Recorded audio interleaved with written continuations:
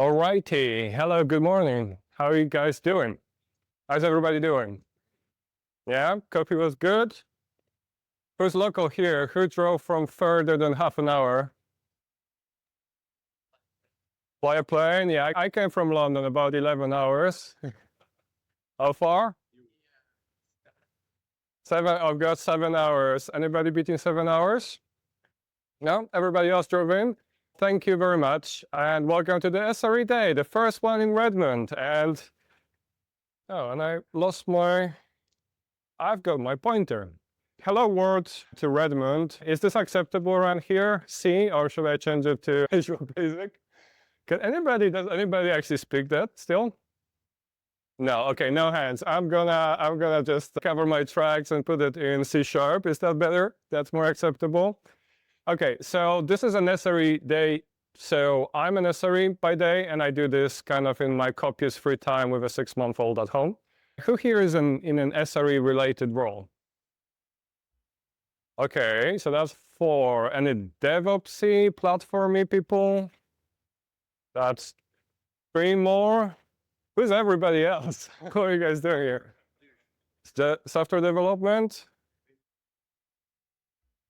Former SRE. Okay, recovering SRE there. What are you doing now?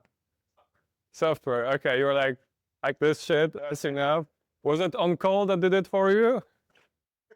There you go. Okay. Who's on call today, right now? There you go. Oh, wow, 3 people. Okay, so we do have some rooms there. Hopefully, I don't jinx it. I don't actually have to go and use it.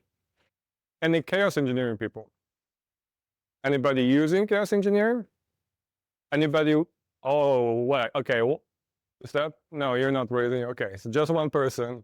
Anybody who would like to be using chaos engineering, but they won't let you? Okay, fine. 2. All right. And yeah, that conversation, we'll have that afterwards.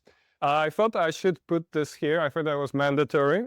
So let me start by telling you a little bit about SRE Day, because that kind of got out of hand. So it all started because I wrote a book a few years back, and I wanted to promote my chaos engineering book. And then we started doing these events. Our first ones were in London. These are the ones where we actually rent out a cinema, and we put like these massive projectors, and a little spoiler alert, we're playing Mario Kart on them sometimes. We're doing them in San Francisco. We're going to start doing them in Redmond if this goes well. We had 200 signups. I've got about a quarter of people who showed up so far, so I don't know if it's fashionable to be a bit late, or that's the ratios we're getting here. We're also doing New York City, Amsterdam, Cologne, and if you guys like traveling and you need a good excuse for that, Tokyo, Paris, Singapore are coming. Especially Tokyo. Literally, people have been pestering us to do one so that they can get their company to sponsor them to go there. We also do meetups. I've got the WhatsApp community. If you guys are interested into that kind of stuff, you got an email, or you will get an email, and you can talk to the other SREs. We've got LinkedIn, a company on SRE, at SRE Day on LinkedIn. It will give us a boost if you follow that. We also will post all the talks and images and stuff like that there.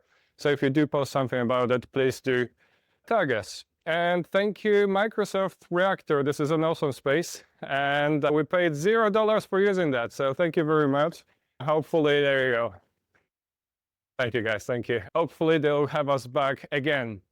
So who am I? My name is Miko. It's actually Mikołaj, but that's clearly way too long. I'm based in London. This is my badge. By the way, all of your badges have a QR code. So if you want to be social, I think when you scan it, that means you're socializing. So you can scan other people's. This is the book I was talking about, Chaos Engineering. It's a fun little book that tries to demystify that beyond Chaos Monkey and let's break things randomly and actually turn it into something useful. I spent last decade in fintech, so we use quite a lot of that, and it's a very fashionable thing to do now because it lets you tell the authorities that you tried really hard to prevent outages. So it's gaining ground. And because I geeked out on a lot of underlying stuff, it goes into how to break containers, how a lot of that modern cloud-native stuff works under the hood, and what to do when it stops. You're looking at 50% of the SRE Day team. Mark at the reception. We're not the same person, by the way. I don't know if you noticed that. We solved this issue by me no longer wearing any hair. Yeah, that's what I look like when I do wear any hair. And Mark is usually walking around in a spacesuit for some reason. We travel light this time, so sorry, no spacesuit. And he actually has the hair. So this is basically inverse of the reality right now.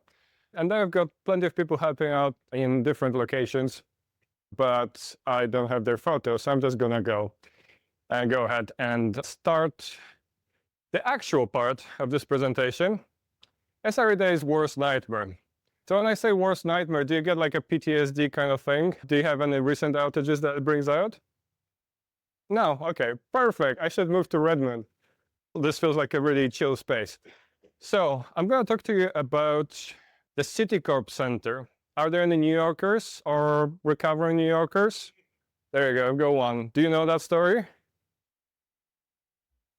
He doesn't, okay. So I'm gonna talk to you about this building here. It's called today 601 Lexington.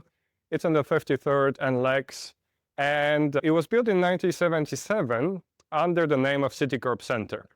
And it's a little bit famous because, has anybody actually seen this? Have you walked around and saw a building that's suspended 9 stories in the air? I wonder, what the hell? Yeah? So this is the building. It's been a little bit iconic, right? At the time it was super expensive, almost $1 billion in today's money. It was like the 7th tallest building in America at the time. But the real reason why it's so weird is this red arrow here. Can you guys see that? Do you recognize what that might be? This is the St. Peter's Lutheran Church. And the deal was that they really wanted to build this amazing new skyscraper, but there was one issue. There was already a church dating to, I think, 1800 or something like that. And they were able to cut a deal saying, okay, fine, so we're gonna demolish that old church of yours, and instead we're gonna build a new one for you, but we wanna put it at the corner. It's gonna be amazing, it's gonna be brand new, and we're just gonna put it away from the center, which dictated the shape of the building. As you can see, it's got this, like, some people call it the weird popsicle, because it's got like this big core here, and then it's got the 4 pillars on each side of the building, except that normally you would have them in the corners. But in order to accommodate for that new church, they had to put it in the center of each side, and that's an important detail. More on that later. It was considered super cutting edge. 59 stories was pretty tall at the time, 9 stories above the ground, and it looks a little bit like this from the side. Again, the popsicle shape. You also notice, this is the original drawing from the planning application back in the day when somebody had to actually go and draw it by hand. It's got this weird chevron, no affiliation to the trademark, chevron shapes to it. And the reason for that is because they had to suspend it so high. They wanted to make it as light as possible. And it turns out that this design that is inspired by nature has got the nice property of keeping it very rigid and at the same time weighing much less than it's supposed to. It was weighing about, per story, it was weighing about 2/3 of what a traditional building would weigh at the time. So we're looking at 25,000 tons versus 60,000 for the Empire State Building, which is very light and very amazing. But that's not all. There's more. It was even more amazing because it was one of the few buildings at the time that had the dampers in it. For those of you who haven't been to, so this is Taipei 101. Has anybody seen that in person? One? Okay. You guys are not into architecture, are you? Hopefully you will be, Alba. Yeah, so this is a weird thing that's counterintuitive initially until you think about it for a second. If you put a mass like that and you basically suspend it on springs or some kind of equivalent, it absorbs a little bit of the vibration and makes the building stand earthquakes better. So I had this from Wikipedia. There are no photos that I could find of the actual damper in the building, but it looked more or less the same. It's the same idea, right? So this is the measure. This is the structural engineer that we'll be talking about today, who basically made all of this happen with his trademark swagger here. As you can see, he's about 52 in here, and he's at the peak of his career. I think a lot of people can relate to that in the engineering roles. The structural engineer is a little bit like the CTO of a building. They do a lot of the actual work, but they rarely are the face of the company, and they rarely get the accolades. Lemessurier is a little bit of an exception to that rule. He built a lot of famous buildings, especially on the east side, and he even got the National Academy of Engineering Award. And it might have gotten a little bit to his head. More on that later. Things are going well for Lemessurier. He's paid a lot of money, he's very famous, and despite the fact that you might not have heard of him, he's involved in a lot of amazing things.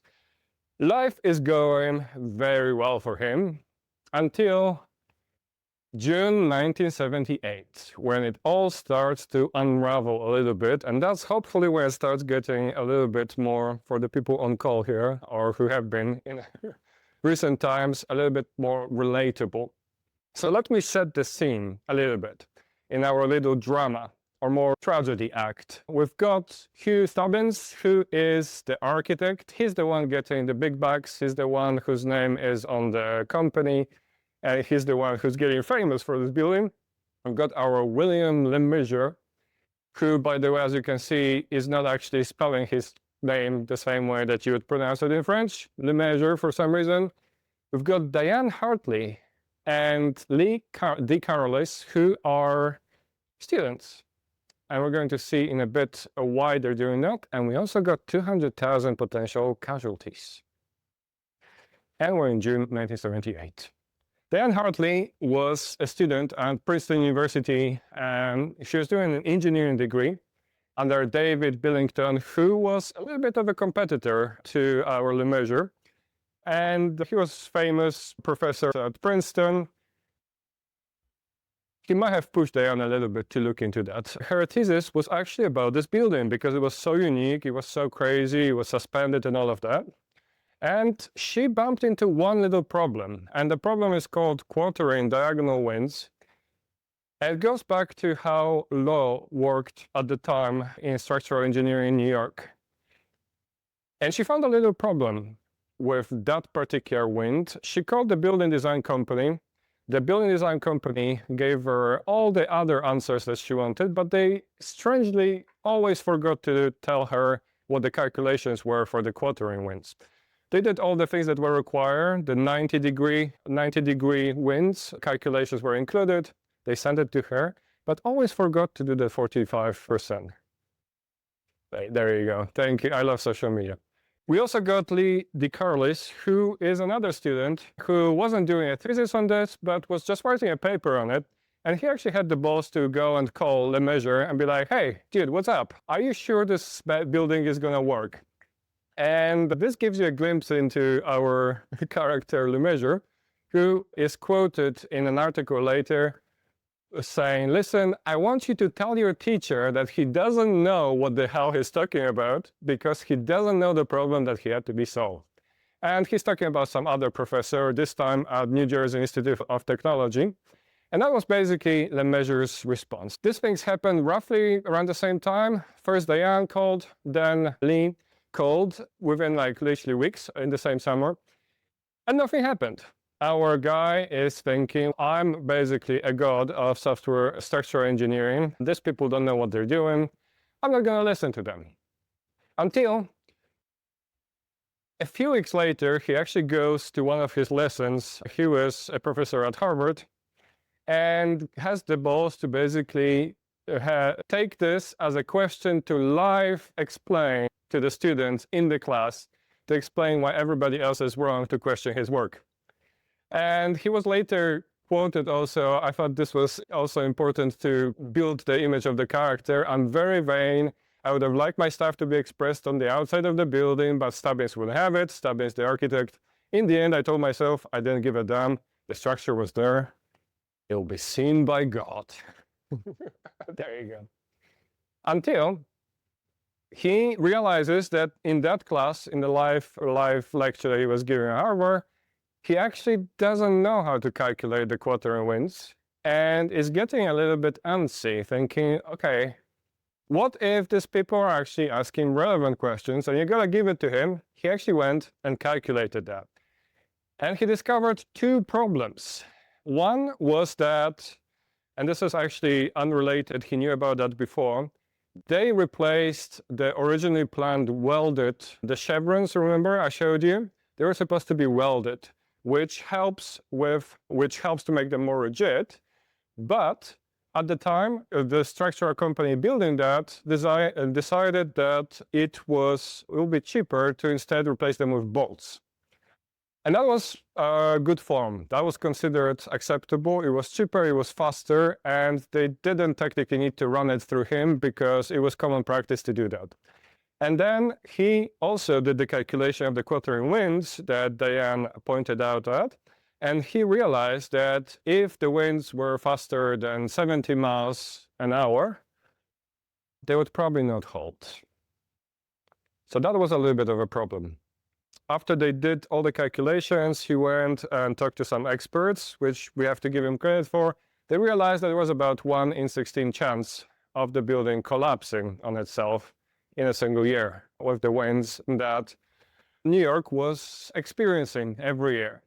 And there was also one more problem. What do you guys think was the problem? No? No problems?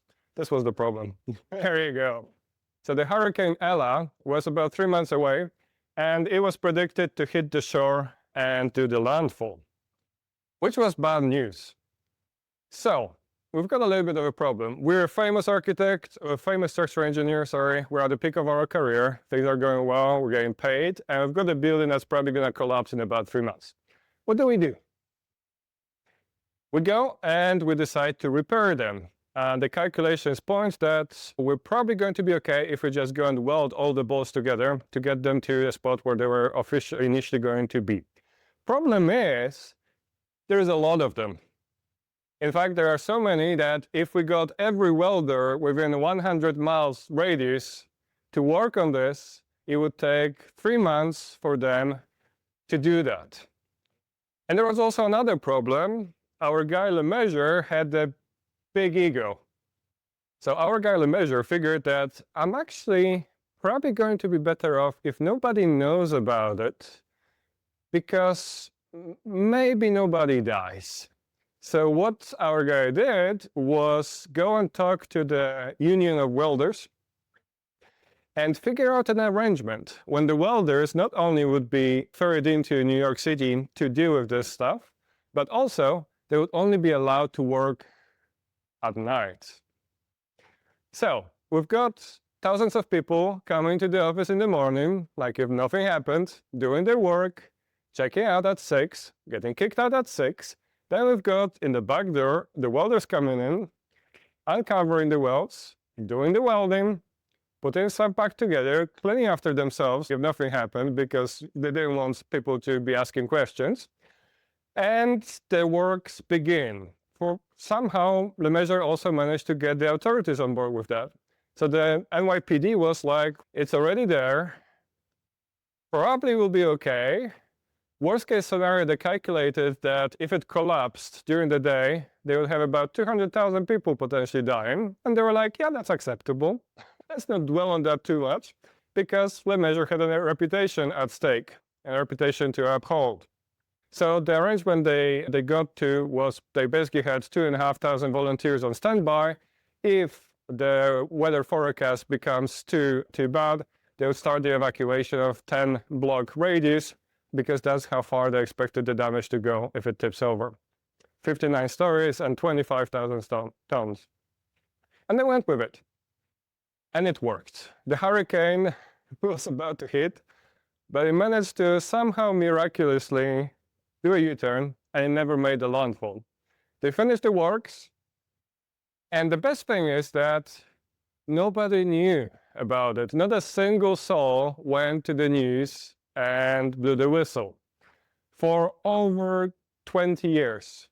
Until 1995, the New Yorker broke the story. At that stage, Lemessurier was an old man. A lot of people involved were old people, and they didn't give a fuck. Sorry about that. So how do you keep a secret? You know that saying that the only way to keep a secret between two people is if one of them no longer lives, right?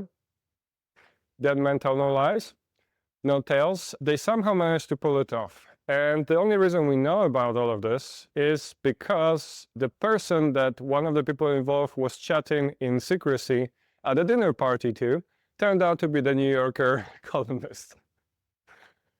The history has been pretty good to LeMessurier. He's been credited with actually listening to the haters. He admitted the mistake, which we all have to credit him for, and he did manage to assemble a team. He got the experts to actually verify that. He got the authorities on board. He was the one negotiating with the welders union. He was criticized for other things, like the fact that nobody actually reviewed his work. So he was the single person who did the calculation on a piece of paper, and nobody ever reviewed that because he was too famous to question. And there's the fact that they kept it secret for 20 years, which in today's money would be probably not received very well, but at the time I went through. So what's the lesson for us here, right? Other than maybe we shouldn't keep things in secret. Should we listen to the haters? Probably. Should we admit a mistake? Yes. Should we assemble a team to fix it? Definitely. Should we do peer reviews? Probably. But the real lesson here, I'm really driving it all for, and why you said for the last 20 minutes listening to me, is don't go to dinner parties, because it will ruin your career. Or alternatively, don't go too hard on yourself, and that's my personal motto, because you will mess up worse next time in the future. Or alternative view again, it's all going to be LLMs very soon, so we'll be all out of the job, so there's no problem with that. And with that, thank you very much. I hope that you enjoyed this little story. It's a real story. I only made up a few things about it. The badges, I think I mentioned to a lot of people here, have the QR code. If you would like to connect with me, this is my badge that will point you to my LinkedIn. And if you would like to read my case engineering book, let me know. I'm trying to find people who actually bought it. I also do a little podcast called hockeystick.show, where I talk to people about tech breakthroughs. So if you have something to talk to me about, come and say hi, and let's figure something out. So what's happening today at SREday.com, you've got the single track schedule. You can see what's going to happen at what time. I forgot to set my timer, so I think I'm roughly on time. We're going to take a quick break here to do coffee, cookies. We bought a lot of that. And we'll do lunch at 1, unless we get a little bit quicker, where we brought a whole bunch of pizza. I think we've got 40 pizzas coming, so there'll be a lot of pizza to go around, guys. Because we had 200 signups. And last thing, if you are not from around here and you would like to maybe bring SRE Day to your town, because there might be community to do something like this, come and talk to us. All of our SRE Days started by someone saying, hey, you should really do one in this city.